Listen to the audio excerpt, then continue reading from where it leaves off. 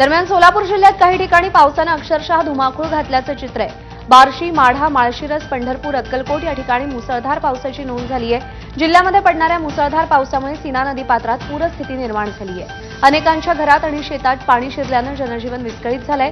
खबरदारीचा उपाय म्हणून आज सोलापूरच्या ग्रामीण भागातल्या शाळांना सुट्टी जाहीर करण्यात आली आहे। उत्तर सोलापूर ग्रामीण, माढा, करमाळा, मोहोळ, बार्शी, दक्षिण सोलापूर तालुक्यातील सगळ्या खासगी आणि शासकीय शाळांना आज सुट्टी जाहीर करण्यात आली आहे।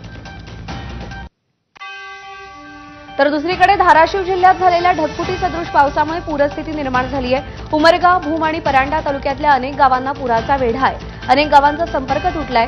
92 गावं बाधित होऊन 62,989 हेक्टर क्षेत्रातील पिकांचं मोठं नुकसान झालंय। अनेक गावांमधील पूरस्थिती आजही कायम आहे। त्यामुळे खबरदारी म्हणून धाराशिव जिल्ह्यातील प्राथमिक, माध्यमिक, उच्च माध्यमिक सगळ्या शाळांना आज सुट्टी जाहीर करण्यात आली आहे। जलसंपदा मंत्री गिरीश महाजन आज धाराशिव जिल्हा दौऱ्यावर आहेत। यावेळी ते भूम परांडा भागामध्ये अतिवृष्टी झालेल्या नुकसानाची पाहणी करणार आहेत।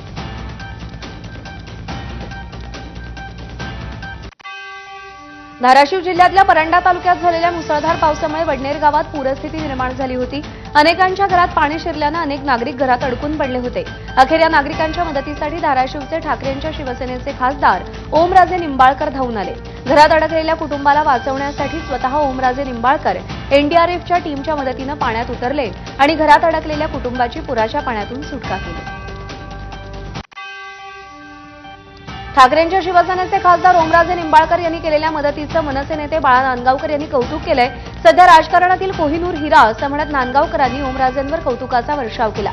सध्या पावसानं थैमान घातलेलं असतानाही केवळ कोरड्या गप्पा न मारता थेट ग्राउंडवर उतरून प्रसंगी लोकांसाठी जीव धोक्यात घालून ओमराजे निंबाळकर अतिशय पुण्याचं काम करतायत। नवीन पिढीनं राजकारणाचा तिरस्कार करण्याआधी ओमराजेंकडे बघावं आणि गलिच्छ राजकारणातही कोहिनूर हिरा कसा असतो हे लक्षात येईल असं नांदगावकरांनी एक्समध्ये म्हटलंय।